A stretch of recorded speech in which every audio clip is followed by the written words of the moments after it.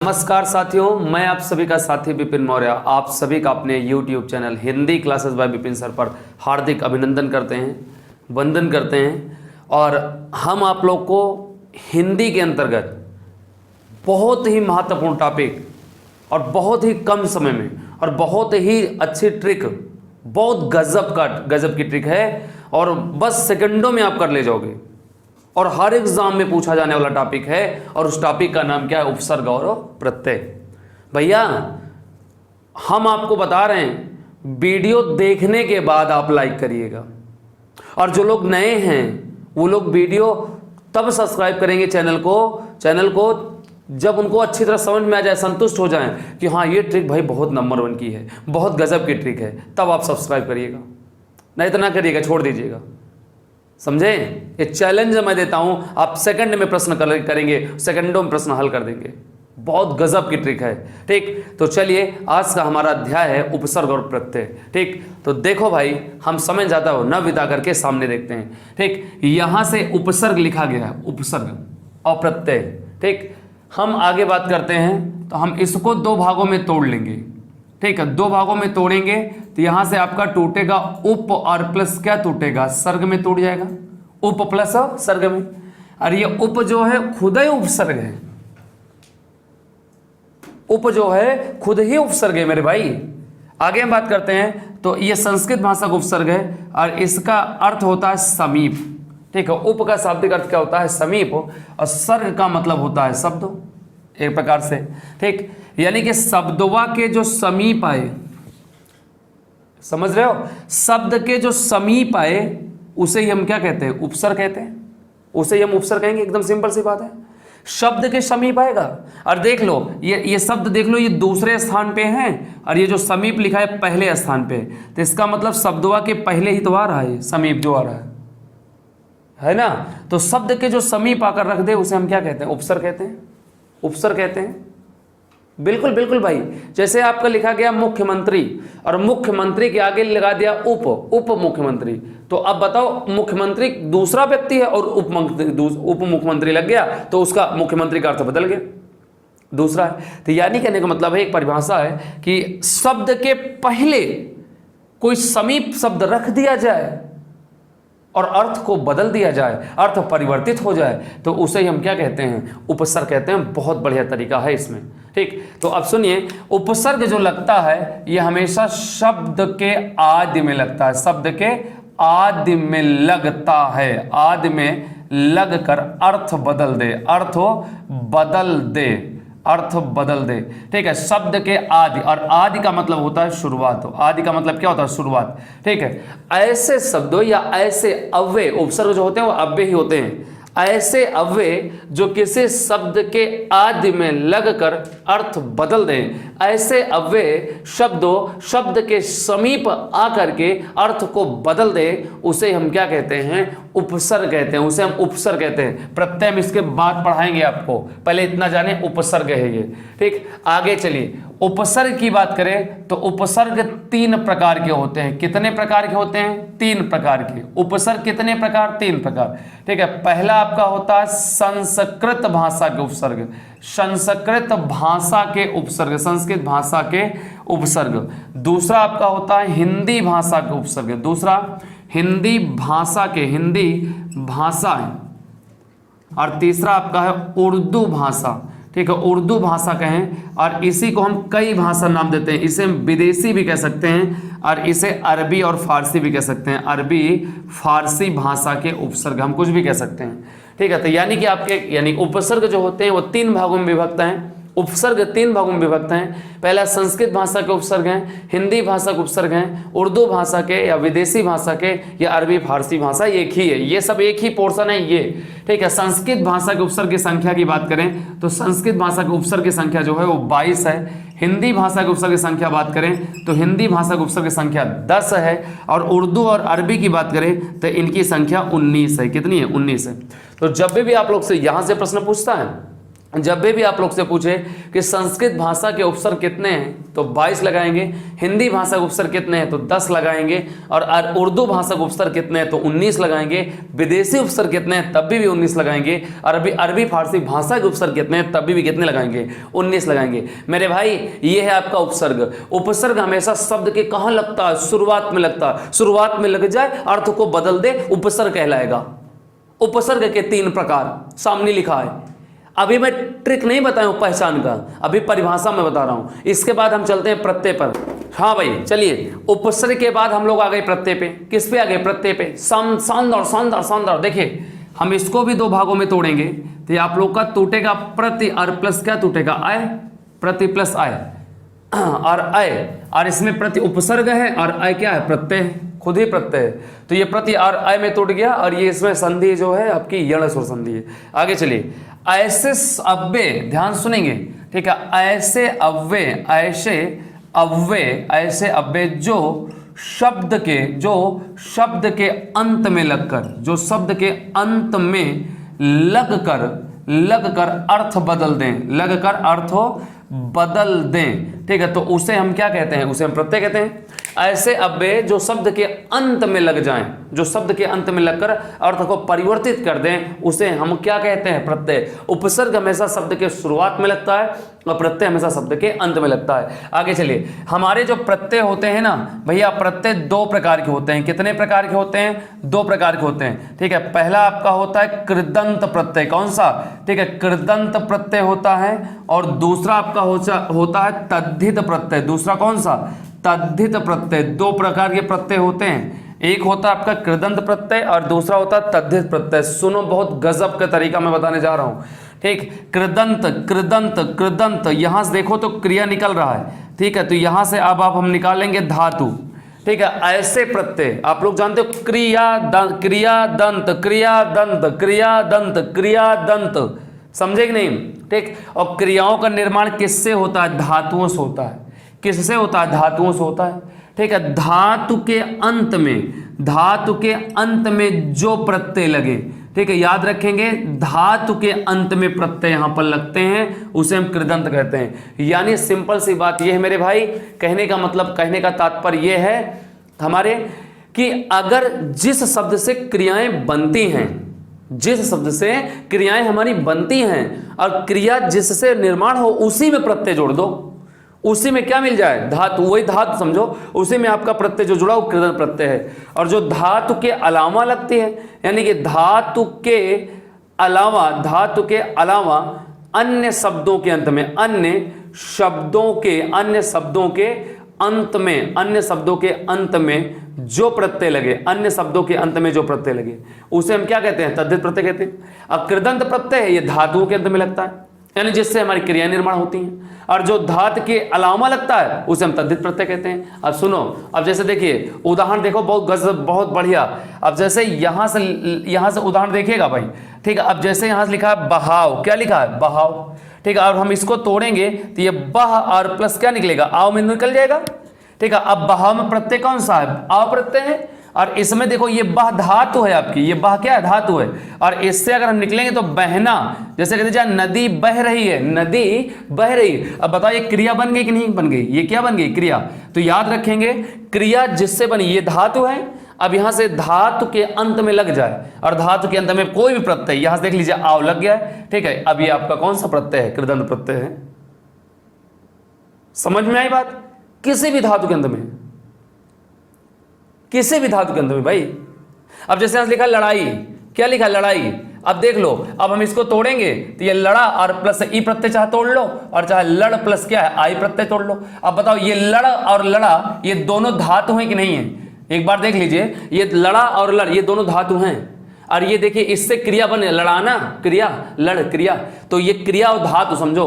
तो धातु के अंत में जो प्रत्यय लगे उसे कृदंत कहते हैं। अब इनका देख लो, तद्धित प्रत्यय का देख लो। अब जैसे यहां लिखा गया बुढ़ापा, क्या लिखा गया? बुढ़ापा। अब यहां से इसको तोड़ोगे तो ये टूटेगा बूढ़ा और प्लस क्या टूटेगा? पा, और ये पा प्रत्यय यहां जुड़ गया है। अब बताओ बूढ़ा, बूढ़ा, अब ये बताओ जरा से, ये क्रिया है, इससे क्रिया निर्माण होगी? नहीं होगी। जिस शब्द से ना लगा दो अंत में, क्रिया बन जाए तो समझ लो वो कृदंत प्रत्यय लगेगा।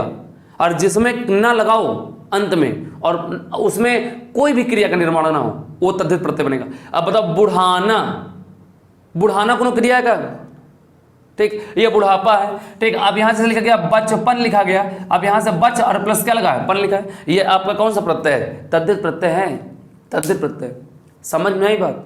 याद रखिएगा कि तद्धित प्रत्यय कभी भी धातुओं में नहीं जुड़ते हैं, और जो धातुओं में लगते हैं उसे हम कृदंत प्रत्यय कहते हैं। तो ये थे उपसर्ग और आपके प्रत्यय के परिभाषा। एक बार फिर सुनिए कि जो शब्द के आदि में लगकर, ऐसे अव्यय जो शब्द के आदि में या शुरुआत में लगकर अर्थ को बदल दें, उपसर्ग कहते हैं। उपसर्ग 3 भाग के, ठीक है, संस्कृत के, हिंदी के और अरबी और फारसी के, ठीक। और जो शब्द के अंत में लगते हैं, अर्थ को बदलते हैं, प्रत्यय कहते हैं। प्रत्यय 2 प्रकार, एक कृदंत प्रत्यय और एक तद्धित प्रत्यय। धातु के अंत में जो लगता है कृदंत कहलाएगा, और जो धातु के अलावा लगता है उसे हम क्या कहेंगे, तद्धित प्रत्यय। अब हम आपको बताने जा रहे हैं गजब के ट्रिक कि बिना याद किए हुए, बिना कोई भी नियम के, बिना कोई तरीका के आप कैसे उपसर्ग और प्रत्यय पहचानेंगे, कैसे पहचानेंगे। बहुत गजब का ट्रिक, देखते रहिए, समझ में आएगा। ये उम्मीद करते हैं समझ में इतना आया होगा, आगे भी समझ में आएगा। अब हम आपको लेकर आ चुके हैं जिसका आपको बेसब्री से इंतजार था कि ट्रिक कहां है, ट्रिक कहां है। अब देखो ये आपका, देखिए जरा से, उपसर्ग और प्रत्यय गजब की ट्रिक है। ध्यान सुनिए, परिभाषा आप जान चुके हो, प्रकार आप जान चुके हो, अब ध्यान सुनिए, ठीक है। आप लोगों ने एक टॉपिक पढ़ा होगा संधि का, क्या पढ़ा है, संधि का, ठीक है, संधि पढ़ा होगा ना, पढ़ा होगा ना। संधि के अंतर्गत आपने देखा होगा कि 2 पद होते हैं। कितने पद, 2 पद होते हैं। यानी कहने का मतलब एक यहां शब्द लिखा होता है और प्लस लगाकर एक शब्द यहां लिखा होता है, और इन दोनों को यहां जोड़ करके एक शब्द का निर्माण किया जाता है ना। ये संधि के अंतर्गत है, आप लोग जानते हो। संधि के अंतर्गत 2 पद होते हैं, तभी मेल समझौता होगा ना। और यहां देखो उपसर्ग और प्रत्यय में भी 2 पद होते हैं, समझे, 2 पद होते हैं, और तभी तो टूटेंगे दोनों, तभी तो उपसर्ग निकलेंगे, तभी तो प्रत्यय निकलेंगे। 2 पद होते हैं उसमें भी, इसमें भी, सब में, ठीक। गजब के, आपको संधि आ रही है, संधि में पढ़ा चुका हूं, इसमें आप देख लीजिएगा। संधि आ रही है तो समझ लो उपसर्ग प्रत्यय आ गया। संधि नहीं आ रही, उपसर्ग प्रत्यय नहीं आया, फिर रटो बैठ करके यार। देखो आपको मैं बता दूं कि कोई भी उपसर्ग और प्रत्यय आप लोग 90% तक, 90 या 95% तक आप संधि के नियम से तोड़ दीजिए।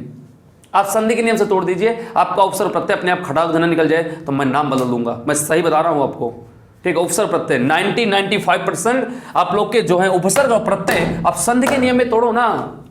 अगर आपको, ध्यान सुनिए, अगर आपको कोई भी उपसर्ग और प्रत्यय निकालना है, नहीं आ रहा है, तो आप उस शब्द में देखिए कि इस शब्द में संधि कौन सी है। सही बता रहे हैं, उसमें देखिए संधि कौन सी है भाई। अब उस जो संधि आप पकड़ ले जाओ, जिस नियम का संधि है, जिस जो भी संधि है, उस संधि में आप उसका विच्छेद कर दो, और विच्छेद जैसे ही करोगे ना, वैसे उपसर्ग बाहर फेंक देगा और प्रत्यय बाहर फेंक देगा। दोनों तरीका है, दोनों है, उपसर्ग भी निकल जाएगा, प्रत्यय भी निकल जाएगा। संधि देखिए, गजब का समझ में आएगा आपको, आपका कभी प्रश्न गलत नहीं होगा, ठीक। आप संधि देखिए, संधि उदाहरण देखिए जरा से। अब जैसे यहां से लिखा गया है अभ्यागत, तो क्या लिखा गया, अभ्यागत लिखा गया। अब आप लोग से पूछा जाए अभ्यागत में कौन सा उपसर्ग है, मान लो यार तुमको नहीं आ रहा है, अब देखो इसमें संधि कौन सी है, संधि आपकी यण है। कौन सी है मेरे भाई, यण है। अब यहां से आपकी टूटेगी, अब इसको यण संधि में टूटिए, और अभी और प्लस यहां क्या हो जाएगा, आगत हो। अभी प्लस क्या टूटा, आगत हो, टूट गया ना। अब देख लीजिए, अब उपसर्ग आपसे पूछेगा तो यहां उपसर्ग कौन सा है, अभी, और जब आपसे प्रत्यय पूछेगा तो प्रत्यय यहां पर कौन सा है, आगत प्रत्यय। समझे, गजब का नियम है। और अगर संधि में ना टूटे तो समास में चले जाओ, संधि में ना टूटे तो समास में चले जाओ, समास में चले जाओ और समास में तोड़कर निकाल लो। अब जैसे यहां से लिखा गया है यथा संभव, क्या लिखा गया, यथा संभव। अब यहां से तोड़ लीजिए, यथा और प्लस क्या टूट जाएगा, संभव में टूट जाएगा। अब इसमें समास निकाल लीजिए। अब यहां से उपसर्ग कौन सा है, यथा है। कोई भी नियम आप कर सकते हैं इसके अंतर्गत, ठीक। हम बहुत सारे उदाहरण है हमारे पास, हम बहुत सारे उदाहरण लिख सकते हैं। अब जैसे यहां से लिखा गया प्रणाम, लिखा गया, क्या लिखा गया, प्रणाम। ठीक है। अब प्रणाम में देखिए कौन सा उपसर्ग है पता है, और इसमें अगर बात करें तो इसमें संधि कौन सी है, इसमें व्यंजन संधि है। कौन सी है? व्यंजन संधि है। अब इसको तोड़ो तो ये टूटेगा, प्रा प्लस क्या टूटेगा, नाम में टूट जाएगा, अरे व्यंजन संधि के नियम से। और यहाँ उपसर्ग कौन सा है आपका? प्रा उपसर्ग है आपका, पहचानो ना मेरे भाई। अब जैसे यहां से लिखा गया है आपका, ध्यान सुनिएगा, निर्धन लिखा गया है, ठीक है, निर्धन। अब पूछा गया है निर्धन में कौन सा उपसर्ग है। अब यहां से इसको तोड़ लो, निर और प्लस क्या टूटेगा, धन, और यहां से ये भी टूटेगा, नि प्लस क्या टूटेगा, धन, और जो ऑप्शन में हो उसको क्या करो, मार दो। निर प्लस धन भी सही है, नि प्लस धन भी सही है। अब यहां उपसर्ग कौन सा है? निर उपसर्ग है, मार दीजिए। अब जैसे यहां से लिखा गया है, ध्यान सुनेंगे, अब जैसे यहां से लिखा गया है वांगडमय, वांगडमय लिखा गया है, वांगडमय। अब तुमसे ये पूछा गया इसमें उपसर्ग कौन सा है, तो अब यहां से अब उपसर्ग कौन सा, वाक, और प्लस क्या टूटेगा, मैं, और यहां से उपसर्ग कौन सा, वाक है।